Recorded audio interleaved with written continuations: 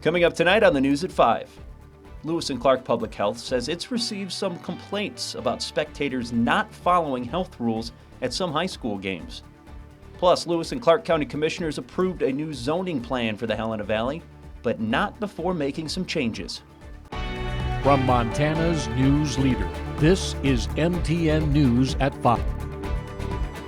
Good afternoon, everyone, and welcome to the News at 5. I'm Andy Curtis. Thanks for joining us. Well, late this afternoon, Montana recorded its 200th death from COVID-19. Health officials in Missoula County reported the death, and local health departments in Bighorn, Cascade, Flathead, Glacier, and Missoula counties have reported deaths that are not yet reflected in the state's numbers. It comes on a day when Montana recorded 504 additional cases of the virus over a 24-hour period. It is a new one-day record and the second time in less than a week that the state has seen numbers above 500. Today's cases, along with updates from local county health departments, brings the total number of active cases to just over 5,000, with 216 people hospitalized. And on Monday, October 5th, Helena Public Schools received an order for corrective action from Lewis and Clark Public Health.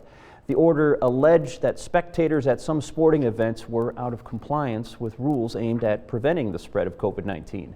MTN's Sam Hoyle shows us what the district needs to do now. On October 5th, Lewis and Clark Public Health said in an order of corrective action to Helena Public Schools that on both September 14th and September 28th, they had received complaints stemming from spectators not abiding by the guidelines that the district and the county had set forth for COVID-19 mitigation. Helena Public Schools is now not only required to ensure physical distancing between spectators and the use of face coverings by all spectators, but now due in part to the order, they're also required to submit an addendum to the existing plan to show how the requirements will be met. Something Helena Public Schools Activities Director Tim McMahon says will be an interesting task to complete. We're making public service announcements at games to follow the rules. Yes, we have administrators, myself and other administrators, who are reminding people, please pull your mask up and socially distance. So I'm not really sure the answer yet to what else can we do or will we do. We're going to come up with something. MTN Sports reached out to Lewis and Clark Public Health in regards to the order that was sent to Helena Public Schools. The Lewis and Clark Public Health Officer Drendan Neiman said in a statement, open quote, "There's no indication school district staff are failing to follow the plan perfectly. They are actively managing crowds and reminding spectators of the rules. However, Lewis and Clark Public Health received complaints indicating a few non-compliant spectators who choose not to follow the expectations laid out by the district, which puts others at risk. The district can only do so much to gain compliance and hold spectators accountable. Fans need to help them by doing the right thing by taking personal responsibility and following the district's rules." As a result of the order of corrective action, McMahon said in a statement that he's asked all coaches at Helena High and Helena Capital convey to the parents of the student athletes on their teams the necessity to comply with the guidelines, and that if they don't comply 100%, there's a chance that the county could strip spectating plans altogether. And while McMahon says that's not something he wants to do, if that's the only way to keep student athletes on the field or on the court this fall, he certainly will. These are football games or football games or soccer games or cross-country races. They're not a political statement. These are about kids being able to play. Reporting in Helena, Sam Hoyle, MTN Sports. Another slow day of growth for the Yogo fire in Judith Basin County. The U.S. Forest Service reported that the fire was covering about 2,800 acres yesterday, and as of this afternoon, the blaze is listed at 2,950 acres. Last night, the Forest Service said their crews now consist of 79 people and 4 aircraft. The cause of the fire is still under investigation. And with more on those fire beneficial conditions out there, Chief Meteorologist Curtis Grevenitz. Well, it was a little calmer this morning when the wind wasn't that bad, but throughout the state and across the Yogo fire in the Little Belt Mountains, that wind really howling this afternoon, and that fire is growing. A significant smoke plume coming off the Little Belt Mountains, extending more than 100 miles here. This picture taken from yesterday, flight by the Forest Service and checking using infrared technology to kind of estimate the size of that fire. And yeah, right around 3,000 acres, but check in later on this evening because that fire likely will grow here, or at least the acreage will go up. Tonight, the wind dies down. That'll be great. Tomorrow, Not much in the way of wind, which is a beautiful thing. Tomorrow will be a beautiful day, but here comes the wind back again as we go through Thursday, likely looking at another day with red flag warning conditions, fanning those flames once again. But we do have welcome wet weather coming this weekend with chillier changes. More in the forecast coming up. Helena Public Schools' current COVID numbers stand at a total of 18. 11 of those are staff and 7 are students who have all tested positive for coronavirus. Helena High School has the most of any school with 3 staff and 3 students testing positive. All other schools with cases have 2 or less. And Flathead County is seeing a dramatic rise in COVID-19 cases with more than 700 new lab confirmed positive in the past 2 weeks. MTN's Sean Wells talks to Kalispell Superintendent Mitch Hill to see how the school district is navigating COVID-19 with 87% of students participating in in-person learning. 19 schools across the Flathead Valley are seeing positive COVID-19 cases, causing disruption in the classroom. The most recent data made available from the Montana Department of Public Health and Human Services shows that Kalispell's Flathead High School has the highest number of positive cases associated with a public school across the state. Kalispell Superintendent Micah Hill says he is pleased with the school district's COVID-19 response relative to the high number of positive cases seen countywide. We're not seeing transmission within our schools. That would be a very concerning thing to us, which also helps us know that, the things that we are doing are the right things to do to slow and prevent the spread of COVID. Hill says the school district reassesses their current in-person learning model on a daily basis and have no plans as of now to switch back to full remote learning. He says the district's biggest threat to shutting down in-person instruction is what happens outside of the classroom. Personally, it feels like we're doing everything that we can, but then if those same protocols and things aren't in place outside of school, it's going to have a negative impact on schools and our ability to remain open. Flathead County Public Health Officer Tamlee Robinson says most student transmission has occurred outside of school activities such as cast parties, slumber parties, and birthday parties. She says families need to take small mitigation steps to keep schools open. Please wear a mask and be mindful of what you're letting your children do outside of school hours. Kalispell Superintendent Micah Hill says one positive case in schools can lead to 10 to 15 close contacts needing to be quarantined for 2 weeks. He says a challenge has been readjusting students back to in-person learning after quarantine. Those kids who get put in quarantine, and how do you get them back into the school and not have this lag in education, because 2 weeks out is a pretty significant amount of time. Hill says the current remote learning model is maxed out with 13% of students participating district-wide. In Kalispell, Sean Wells, MTN News. Lewis and Clark County Commissioners have approved a set of long-debated zoning regulations for the Helena Valley, but not before making one big change. The commission met for nearly 5 hours today discussing, amending, and voting on the zoning plan. The plan would create new regulations on things like land use and building heights. However, leaders decided to defer the most controversial provision, a 10-acre minimum lot size in the rural valley, until June of 2022.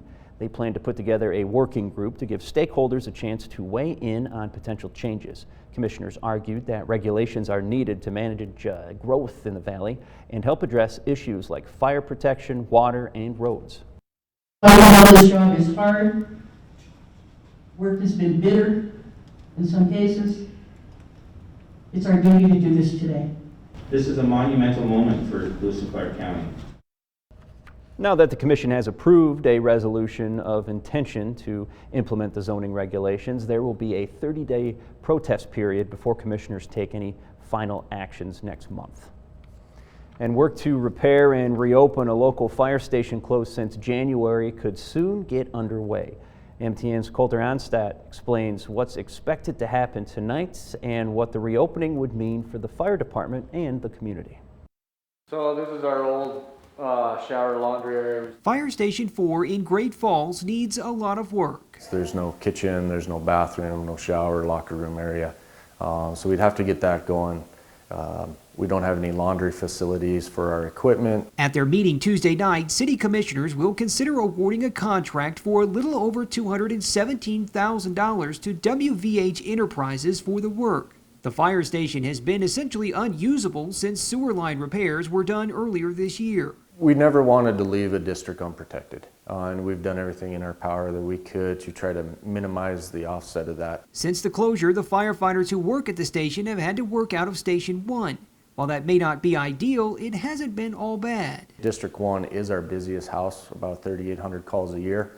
So having 2 crews run out of that house has really helped us with the call volume in that district. Interim Fire Chief Jeremy Jones says if the commissioners approve the bid for the work, it will feel like the light at the end of the tunnel. Everyone's anxious to get this going, to get this project done, and to see it come to completion. In Great Falls, Colter Anstad, MTN News. When we come back, Chief Meteorologist Curtis Grevenitz will have a complete check of your forecast. And later, door-to-door campaigning has been given the go-ahead. Joe St. George heads to key swing states to find out why a knock on the front door is worth it. Starts now with Chief Meteorologist Curtis Grevenitz. Welcome back, everybody. Thanks for joining us here on a windy but really beautiful day, with the exception of the fire danger and the wind. Check out that sky. It's nice and blue, not hazy and smoky. 82 degrees right now in Helena. West winds gusting up to about 26 miles per hour. Some little mountain wave clouds coming off of the Rocky Mountain front in the Continental Divide. 77 right now in Great Falls. Wind gusts up to 33 miles per hour. Everybody well above average by 10, 15, even close to 20 degrees here. You can see how much of the state in the 70s and the 80s. 86 right now into Billings. Everybody dealing with the wind, though, with the exception of Missoula. Calm there over in the north end of the Bitterroot Valley, but these are sustained winds. 28 mile per hour sustained wind currently in Lewistown, and we're under a red flag warning here through the rest of this evening. Also likely looking at red flag warnings for Thursday afternoon here, as the wind will pick up after a little break for tomorrow. But minor little fronts dipping down from the south. I know it'd be nice to grab some of that rain and pull it down here into the state. Not gonna happen though, at least not this time. But the latest on the Yogo fire, again, the latest information we've received of acreage, 2,950, but this fire certainly putting out a good smoke plume. It is chugging along here. 0% containment, 79 firefighters, and a heck of a lot of aerial support here from helicopters and planes dropping retardant and water. Very, very quiet here across the country until we see maybe a major hurricane develop into the Gulf Coast states here towards this weekend. Delta, Hurricane Delta, has winds of 140 miles per hour right now. It's headed towards Cancun. Speaking of winds, winds shift as we get into late tomorrow evening and then also for Thursday. And we're likely to see some of that wildfire smoke from California move through the state here, moving out as we get into Friday and Saturday. And then hopefully less in the way of smoke coming from the wildfires in California because of rain that likely will be coming through here throughout a lot of the West this weekend. Nothing, though, for tomorrow. Tomorrow, a nicer day as far as the wind goes, and thus the fire danger a little bit lower for tomorrow. Thursday, another windy day. We'll likely have smoke overhead. And then heading into Friday, late, some rain moving into parts of California, which are currently on fire. And then it's late Saturday night. You have most of the day Saturday that'll be precipitation free, but we'll likely see a front come through Saturday night into Sunday morning. Not just rain, some snow in the higher terrain here. Scattered showers across the state here on Sunday, followed by maybe another disturbance for Monday that will keep us a little showery and cool. The forecast for tonight, wind over the next few hours. That wind will begin to subside after dark within an hour or two here. Temperatures falling down into the 40s for the most part. And here's the forecast for tomorrow. Maybe not as warm, but equally as sunny, and we will have less wind, which certainly is a beautiful thing. But temperatures still in the 60s and the 70s across most of the state. About 77 or so with an east wind in Helena tomorrow. Smoky skies on Thursday. Friday not too bad, but look at that. This weekend we go from 80 to 55 Saturday into Sunday. Most of Saturday is good. Sunday the sun will poke through, but boy, we'll have a lot of wind and we'll have those rain showers with possibly some snow all the way down to about 5,000 feet on Sunday. Don't think it'll accumulate much. Monday and Tuesday, chilly and breezy with scattered rain and snow showers. And for Great Falls, a little break in the wind tomorrow. Stronger wind for Thursday. Red flag warning likely to be issued here. Saturday, windy and warm, but much cooler with some showers on Sunday. Well, to door knock or not to door knock? That's the question for many political campaigns right now. But after months of stopping volunteers from going door to door, the Biden campaign has finally given the go-ahead to start knocking on doors in some key swing states. Our Joe St. George is looking at campaign door knocking during COVID and why some say the risk is worth it. You know, we don't know how they're voting and we want to find out. We are taking you on a walk. Hey there, how are you? With 19-year-old Parker Maddock as she knocks on doors in the crucial swing state of Michigan. We are knocking right now the people that we are not sure of. What Parker is doing, we're just out canvassing for the president's campaign, is what top Republicans are hoping makes a difference come election night, believing face-to-face conversations, even though it's through a mask, matters, and that little reminders on your door helps too. I'm putting the literature on the door because they did not answer. In a normal election year, both Democrats and Republicans would swarm neighborhoods like this to try and get out the vote. But in a pandemic, out of an abundance of caution, the Democrats have shut down their door knocking operations.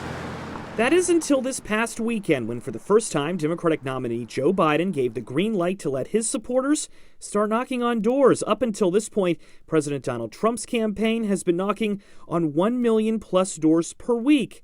Joe Biden's campaign, 0. I think it's a little dangerous at this time. Just last week in Detroit, top Biden Michigan volunteer Delise Horton Willis told us it was still a bit too risky since we're in the middle of a pandemic, saying up until this point, she's been mostly phone banking instead. I phone bank on Thursdays. You know, I can't do a lot, but I realize that if everybody do a little, we're good. Biden's campaign says strict safety measures will be followed, and the first states to see Democrats on their doorstep will be Nevada, Michigan, and Pennsylvania. We average around 100 an hour.